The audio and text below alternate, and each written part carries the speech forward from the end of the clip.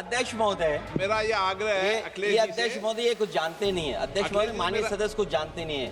ये न पढ़े लिखे हैं न कुछ जानकारी रखते हैं। नहीं, मैं ये कह रहा हूँ, मैं ये बात इसलिए कह रहा हूँ, ये अनपढ़ इसलिए हैं अध्यक्ष महोदय, मैं ये बात इसलिए कह रहा हूँ कि जो जो घटनाएं मैं बता रहा हूँ, मैंने एक एक घटना इलेक्शन कमीशन को टैग किया है, एक एक वीडियो इलेक्शन कमीशन को दिया है, एक एक पत्र लिखा है इलेक्शन कमीशन को। अगर एक भी कार्रवाई की हो तो मुझे बता दें अगर ये जानते हो। लेकिन फर्रुखाबाद का लोकसभा का चुनाव जो पिछली बार 2024 में बड़े करीब से मैंने देखा, वहां के जिलाधिकारी, वहां का पुलिस का प्रशासन पूरे दिन लाठी चलाता रहा और कभी लाइट जाती थी, कभी लाइट आती थी। जब हम लोगों ने जानकारी करने की कोशिश की कि आखिरकार क्यों हो रहा है, तो पता लगा कि उन्हें रिजल्ट बदलना है। तो उत्तर प्रदेश का इस तरह एक रिजल्ट नहीं बदला गया, कई जगह रिजल्ट बदला गया। हम इलेक्शन कमीशन के सामने खड़े रह गए कि इलेक्शन कमीशन को बताते रहे कि ये धांधली हो रही है, लेकिन इलेक्शन कमीशन ने कोई सुनवाई नहीं की। ये केवल लोकसभा में नहीं, मैं फिर लौट करके आता हूं, जितने भी बाई इलेक्शन हुए हैं वहां पर वोट चोरी अध्यक्ष नहीं हुई, वोट डकैती हुई है। और मैं फिर कहता हूं, जहां जहां आप लोग जीते हो बाई इलेक्शन में, अभी 27 भी आने वाला है, अगर एक भी लोग वो जो विधानसभा आप जीत करके दिखा देना, मैं on the floor of house कह रहा हूं अध्यक्ष महोदय, अगर निष्पक्ष चुनाव होगा तो एक भी भारतीय जनता पार्टी वहां पर सीट नहीं जीतने वाली है। माननीय श्री अखिलेश यादव जी।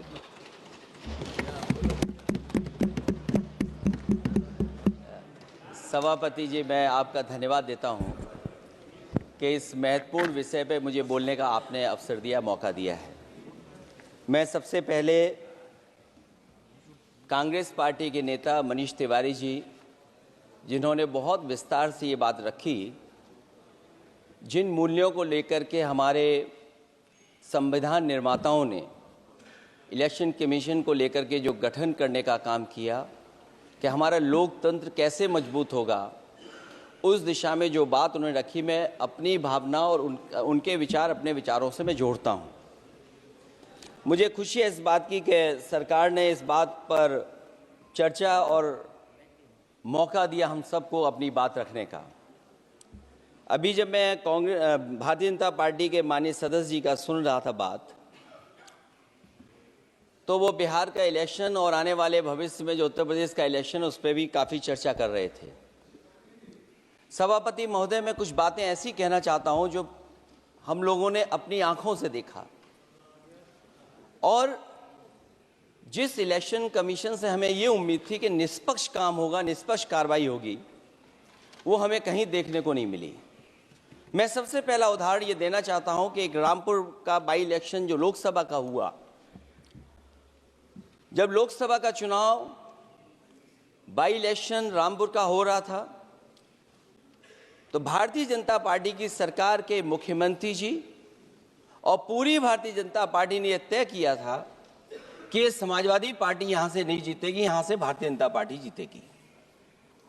और ये आशंका हम लोगों को थी कि हर तरीके से हम लोगों को दबाया जाएगा, हर तरीके से चुनाव में धांधली की जाएगी। और जिस समय चुनाव शुरू हुआ, वो चीजें हम लोगों को देखने को मिली। सभापति महोदय, वोटिंग के दिन, जिस दिन वोट पड़ रहा था, उस दिन हम लोगों ने देखा कि किस तरीके से पुलिस और पूरा प्रशासन इस बात पे लगा हुआ था कि कोई भी वोटर घर से न निकले। रामपुर का बाई इलेक्शन हमने ऐसा देखा जहां पर पूरा पुलिस प्रशासन, भारतीय जनता पार्टी की सरकार ये कोशिश में लगी थी कि मतदाता बाहर न निकले, और पहली बार भारतीय जनता पार्टी वहां से चुनाव लोकसभा का जीती। ये बाई इलेक्शन लोकसभा की बात कर रहा हूं मैं, और एक एक घटना की सूचना हम लोगों ने इलेक्शन कमीशन को दी है। एक एक घटना के पुलिस क्या कर रही है, पुलिस कहां बैरिकेडिंग लगाई है, पुलिस कहां रोक रही है, कौन पुलिस का अधिकारी कहां जा रहा है, डीएम क्या कर रहे हैं, कमिश्नर क्या कर रहे हैं। और उसके बावजूद भी इलेक्शन कमीशन ने एक भी किसी के खिलाफ कार्रवाई नहीं की। अध्यक्ष महोदय, जब हम ये बात समझ गए कि इलेक्शन कमीशन बायस्ड है, अध्यक्ष महोदय, ये जो नए नए लोग इधर से उधर खिसक गए हैं, या ना बोले तो अच्छा ही है। एक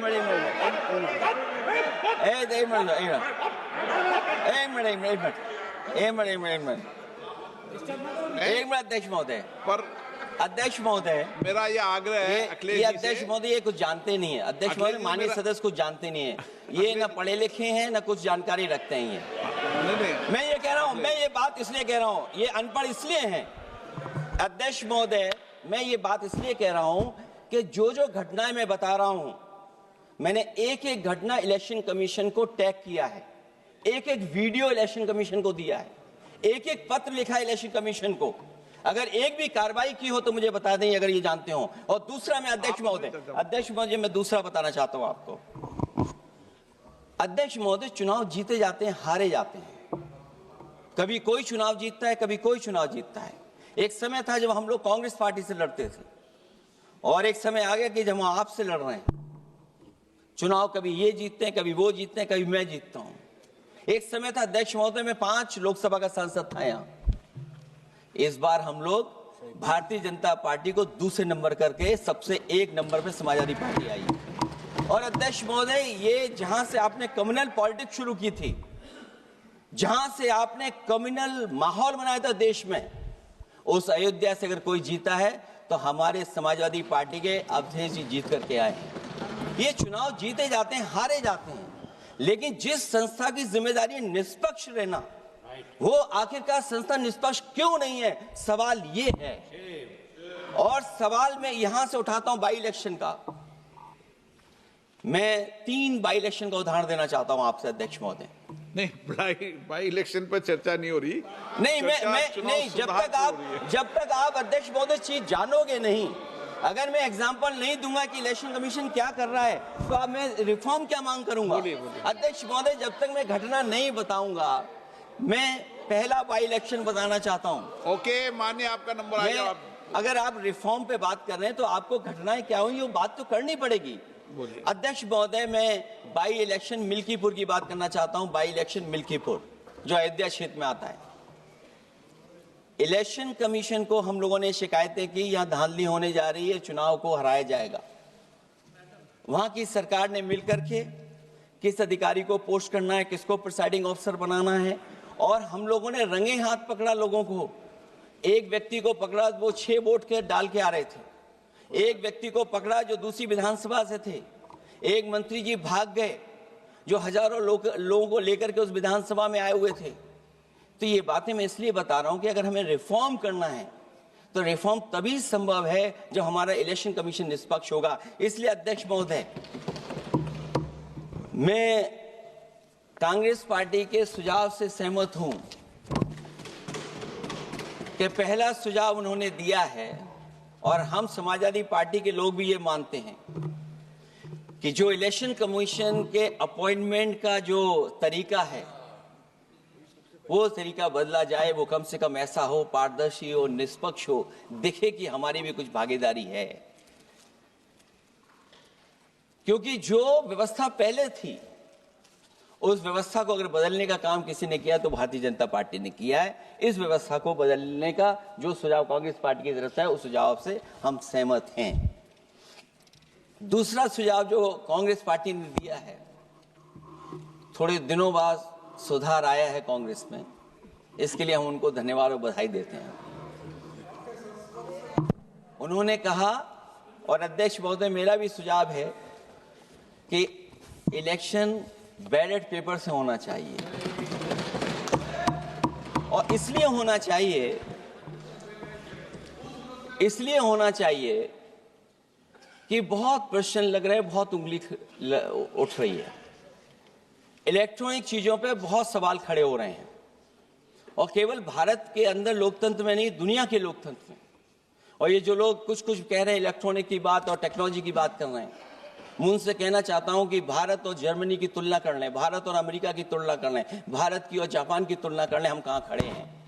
अगर वो संपन्न देश जो टेक्नोलॉजी में हमसे कई गुना आगे हैं, अगर वो स्वीकार नहीं कर रहे ईवीएम, तो आखिरकार हम ईवीएम को क्यों स्वीकार कर रहे हैं। अगर उन देशों में लोकतंत्र है और बैलेट से वोट पड़ रहा है, तो यहाँ पर भी बैलेट से वोट पड़ना चाहिए। और जो मेरी जानकारी जहाँ तक पहुँचती और जानकारी है मुझे, वो जानकारी ये कहती है कि जर्मनी में अगर आप ईवीएम से वोट डालेंगे तो वो अनकॉन्स्टिट्यूशनल माना जाएगा। सोचो, जर्मनी जैसा देश बैलेट पेपर से वोट डलवा रहा है, तो आखिर भारत जैसा देश हम बैलेट पे क्यों नहीं जा रहे हैं?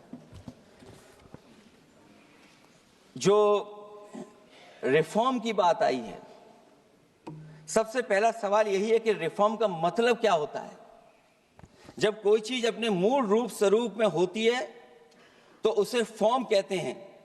जो वो मूल फॉर्म को खो बैठती है तो डिफॉर्म हो जाती है, और फिर उसी मूल फॉर्म में ले जाने का जो प्रयास होता है वो रिफॉर्म कहलाया जाता है। अध्यक्ष महोदय, सवाल ये भी है कि रिफॉर्म की जरूरत क्यों पड़ी, हमारी चुनावी प्रक्रिया खराब क्यों हुई, उसे खराब किसने किया। किसी भी चीज के खराब होने के दो कारण होते हैं, एक ये कि उसे बाहरी लोगों ने खराब किया, और एक ये कि उसके अंदर से ही किसी ने खराब किया या किसी ने अपने स्वार्थ के लिए करवाया। तो अध्यक्ष महोदय, आज ये अजीब हालत है कि बाहर से ज्यादा चुनावी प्रक्रिया अंदर से खराब हुई है। और ये उदाहरण इसलिए मैं देना चाहता था बाई इलेक्शंस के और लोकसभा के इलेक्शन का, क्योंकि जिस तरह की शिकायतें की गई थी अध्यक्ष महोदय, एक भी शिकायत पे कार्रवाई नहीं हुई। एक और मैं उदाहरण देना चाहता हूं,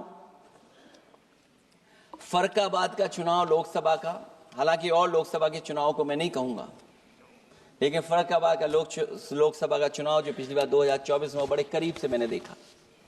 वहां के जिलाधिकारी, वहां का पुलिस का प्रशासन पूरे दिन लाठी चलाता रहा, और कभी लाइट जाती थी, कभी लाइट आती थी। जब हम लोगों ने जानकारी करने की कोशिश की कि आखिरकार क्यों हो रहा है, तो पता लगा कि उन्हें रिजल्ट बदलना है। तो उत्तर प्रदेश का इस तरह एक रिजल्ट नहीं बदला गया, कई जगह रिजल्ट बदला गया। हम इलेक्शन कमीशन के सामने खड़े रह गए कि इलेक्शन कमीशन को बताते रहे कि ये धांधली हो रही है, लेकिन इलेक्शन कमीशन ने कोई सुनवाई नहीं की। ये केवल लोकसभा में नहीं, मैं फिर लौट करके आता हूं, जितने भी बाई इलेक्शन हुए हैं वहां पर वोट चोरी अध्यक्ष नहीं हुई, वोट डकैती हुई है। और मैं फिर कहता हूं, जहां जहां आप लोग जीते हो बाई इलेक्शन में, अभी 27 भी आने वाला है, अगर एक भी लोग वो जो विधानसभा आप जीत करके दिखा देना, मैं on the floor of house कह रहा हूं अध्यक्ष महोदय, अगर निष्पक्ष चुनाव होगा तो एक भी भारतीय जनता पार्टी वहां पर सीट नहीं जीतने वाली है। दूसरा कि जो समय समय पर पैसा आ जाता है अकाउंट में, ये लोकतंत्र को सबसे ज्यादा कमजोर कर रहा है। 10,000 बिहार में बांट दिए। अभी सुना है कि बहुत सारी महिलाओं ने कई जिलों में आंदोलन किया है, वो 10,000 के वादे से मुकर रहे हैं लोग। और मुझे याद है कि जिस समय उत्तर प्रदेश में मैं फ्री मोबाइल देने जा रहा था, कैबिनेट से मैंने पॉलिसी पास की थी, लेकिन यही बीजेपी के लोग चिल्ला चिल्ला करके उसको कह रहे थे कि चुनाव को इन्फ्लुएंस करने के लिए ये पॉलिसी लेकर के आए हैं, ये बांटने जा रहे हैं, और उसको रोक लगवाने का काम इलेक्शन कमीशन से किसी ने किया था, तो वो भारतीय जनता पार्टी थी। तो एक तरफ तो अपना पैसा दे रहे हैं आप, दूसरी तरफ कोई जनता के लिए अगर कोई पॉलिसी लेकर के आ रहा है उसको रोकना चाहते हैं। ये भेदभाव अगर किसी ने देखा है तो हम लोगों ने देखा है। फिर तीसरा, हम चाहते हैं कि मीडिया का जो रोल है चुनाव में, कुछ बात हम लोगों को समझ में नहीं आती। हमारे जो गरीब मतदाता हैं वो कभी कभी अध्यक्ष महोदय हमसे पूछते हैं कि आप तो टीवी पे आते हैं और चले जाते हैं, कुछ लोग टीवी पे आते हैं फिर जाते ही नहीं हैं, ये कारण क्या है? अगर इलेक्शन के समय पर हम पॉलिटिकल पार्टीज को स्पेस अगर बराबर नहीं मिलेगा तो शायद चुनाव निष्पक्ष नहीं होंगे। इसलिए अध्यक्ष महोदय, आपके माध्यम से मेरा सुझाव ये भी है कि चाहे वो प्राइवेट हो चाहे सरकारी हो, मीडिया में बराबर का कहीं ना कहीं हम लोगों को भी स्पेस मिलना चाहिए। इधर एक नई चीज है, नया जमाना है, तो नई चीज है सोशल मीडिया। पहली बार देखने को मिल रहा है कि जहां पर इमेज बनाने के लिए पैसा नहीं खर्च किया जा रहा अध्यक्ष महोदय, दूसरे की इमेज कैसे खराब की जाए उसके लिए पैसा खर्च किया जाता है। जो नकारात्मक जितना कैंपेन है, मैं अध्यक्ष महोदय दावे के साथ कह सकता हूं, हमारे पास कोई एजेंसी नहीं है, कोई सोशल मीडिया टीम नहीं है जो हम नेगेटिव कैंपेन रन कराते हो। लेकिन भारतीय जनता पार्टी के पास हजारों ऐसे लोग हैं और हजारों करोड़ रुपए इस बात के लिए खर्च करते हैं कि नेगेटिव कैंपेन कैसे रन किया जाए। और जितना जितना चुनाव करीब आता है उतना सोशल मीडिया से लेकर के हर प्लेटफॉर्म पर नेगेटिव कैंपेन अगर कोई कर रहा है तो वो कर रहा है भारतीय जनता पार्टी के लोग।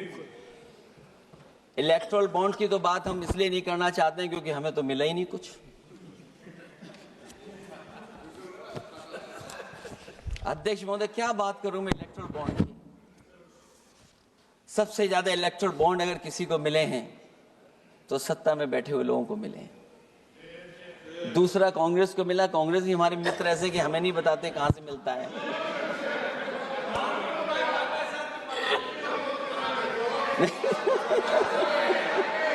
अध्यक्ष महोदय, सबसे ज्यादा चुनावी खर्चा इनके पास, दूसरा खर्चा इनके पास। हम लोगों का भी तो कोई ख्याल रखे अध्यक्ष महोदय, वो आप बता देना। तो ये जो इलेक्ट्रॉन बॉन्ड वाला जो खेल है अध्यक्ष महोदय, ये तो दिखाई देने वाला खेल है। उसमें सोचिए कहां हम लोग टिकेंगे, कहां रीजनल पार्टीज टिकेंगी। इसलिए अगर ये तरीका चुनाव होगा, खर्चा कैसे कम हो, इस पे भी इलेक्शन कमीशन को सोचना चाहिए कि ये खर्चा कैसे कम किया जाए। जहां तक एसआईआर की बात है, जो एसआईआर यूपी में चल रही है, अभी तक 10 लोगों की जान जा चुकी है। बीएलओ जो गांव-गांव जाने की और गली-गली जाने के लिए जिनको काम मिला है, उसमें लगभग 10 लोगों की जान जा चुकी है। 9 लोगों की हमारे पास सूची है। मुरादाबाद में बीएलओ सर्वेश सिंह ने फांसी लगा ली। उन पर काम का बोझ था। 29 नवंबर में बिजनौर में बीएलओ शोभा रानी को हार्ट अटैक हो गया। 29 नवंबर देवरिया लेखपाल आशीष कुमार ड्यूटी के दौरान तबीयत बिगड़ी और फिर उनके बाद मृत्यु हो गई। फतेहपुर में लेखपाल सुधीर कुमार ने शादी के एक दिन पहले फांसी लगा ली। और इस परिवार से तो मैं खुद मिला था जाकर के। अध्यक्ष महोदय, जब परिवार के लोगों से बातचीत हुई तो उन्हें ये बताया उन्होंने कि इतना काम का बोझ था उनके ऊपर, अधिकारी इतना दबाव बना रहे थे कि वो क्या करते। और जो इलेक्शन कमीशन ने अध्यक्ष महोदय कहा कि हम ट्रेनिंग देंगे बीएलओ को, मैं ये दावा कर सकता हूं कि उत्तर प्रदेश के बहुत कम बीएलओ को ट्रेनिंग मिली होगी। और यहां मैं कह सकता हूं कि एक भी बीएलओ को ट्रेनिंग नहीं दी गई जो देनी चाहिए थी। और जो बीएलओ लगाए गए हैं उनका पूरा परिवार लगा हुआ है कि कैसे भी अपने बीएलओ जो परिवार के सदस्य हैं उनकी मदद पहुंचाएं।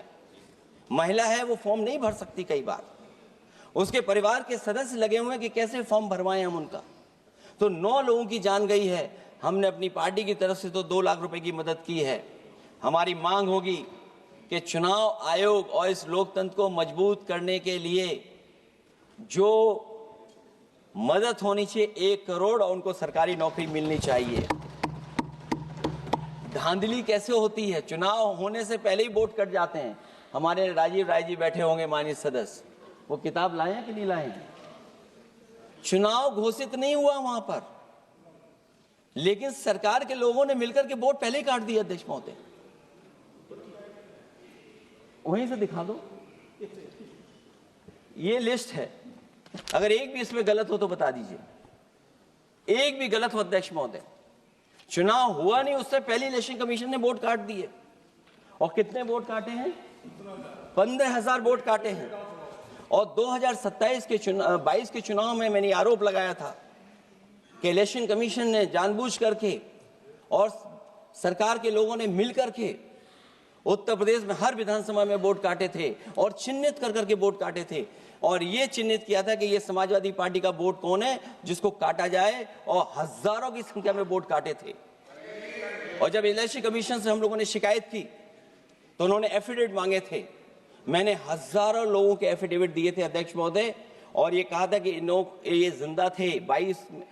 17 में वोट डाला उन्होंने और 22 में जाकर के उनका वोट कट गया है। लेकिन किसी भी अधिकारी के ऊपर अभी तक इलेक्शन कमीशन ने कोई कार्रवाई नहीं की। इसलिए सुधार की ये प्रक्रिया चुनाव आयोग से ही शुरू होनी चाहिए। चुनाव आयोग को निम्नलिखित बातों का सुधार करना ही होगा। अध्यक्ष महोदय, चंडीगढ़ में कैमरे के सामने की चोरी पर, बंदूक तानकर वोटरों को वोट डालने से रोकने पर, उपचुनाव में चुन चुनकर एक अधिकारी पोस्ट करने पर, जीतने के बाद भी सर्टिफिकेट बदल देने पर, चुनाव आयोग को हमारे द्वारा दिए गए हजारों एफिडेविट्स प्राप्त न होने की झूठी बात पर, जबकि हमारे पास जमा करने की रसीद है, वॉशिंग मशीन फार्मूले पर जिसमें एक दिन पहले का भ्रष्टाचारी अगले दिन भद्राचारी हो जाता है और ऊंचे पद पर बैठा दिया जाता है, सत्ताधारियों के पैसे बांटने पर पकड़े जाने पर, सिद्धांतहीन राजनीति पर भी होना चाहिए, चुन चुनकर पीडीए के वोट काटने पर भी होना चाहिए, नकली वोटर से वोट डलवाने पर भी, नकली आधार कार्ड बनाकर चुनावी खेल करने पर, एक वोटर के द्वारा कोई वोट डालने पर, चुनाव के दौरान योजना चलाकर घूस देने पर। और अध्यक्ष महोदय, मैं ये जरूर कहना चाहूंगा कि जब वन नेशन वन इलेक्शन की बात हो रही है और अभी सत्ता पक्ष के माननीय सदस्य ने कहा कि वो एक वोटर लिस्ट भी करा देंगे, ये बात मैं कह दूं अध्यक्ष महोदय, उन्होंने ये कहा कि वन नेशन वन इलेक्शन तो होगा ही होगा, लेकिन एक वोटर लिस्ट भी एक होगी। हमें उम्मीद है कि वोटर लिस्ट एक होगी और वोटर कार्ड ऐसा बने। अभी तक तो हम आधार कार्ड के लिए मांग करते थे। देश के प्रधानमंत्री जी कहते हैं कि हम तो कई समस्याओं का समाधान कर चुके हैं, सेल्फ एफिडेविट, सेल्फ अटेस्टेड अगर आप दे देंगे डेट ऑफ बर्थ तो हम स्वीकार कर लेंगे। लेकिन अब सुनने में आ रहा है यूपी में आधार ही को स्वीकार मान ही नहीं रहे हैं उसको।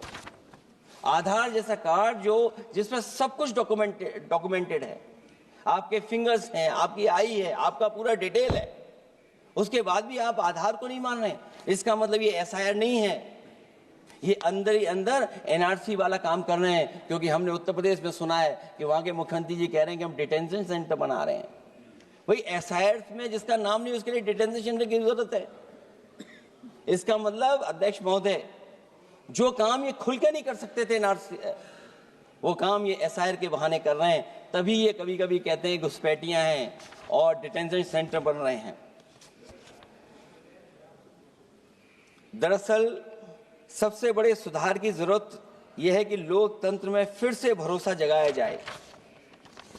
ईवीएम को हटाकर बैलेट से चुनाव कराए जाएं। चुनावी धांधली होने पर तय समय सीमा में कार्रवाई हो। विपक्षी अनदेखी न की जाए। विपक्षी शिकायतों पर पक्षपात न हो। चुनाव आयोग निर्भीक हो। चुनाव आयोग सरकार के इशारे पे काम न करे। चुनाव आयोग निर्भीक हो। चुनाव आयोग एक विचारधारा के लोगों का गुट बनकर न रह जाए। चुनाव आयोग ईमान की लगाम कभी न छोड़े। चुनाव आयोग ये ऐतिहासिक जिम्मेदारी समझे कि उसकी आज की गलती देश के भविष्य की सदियों के लिए बर्बाद कर सकती है। सबसे बड़ा सुधार यही है कि चुनाव आयोग अंतरात्मा की आवाज सुने और सच्चे देश प्रेम को दिखाते हुए खुदगर्जी की सियासत करने वालों के हाथ की कठपुतली न बने। हमें उम्मीद है कि कुछ लोगों की वजह से चुनाव आयोग की जो छवि खराब हुई है वो अब और नहीं होगी।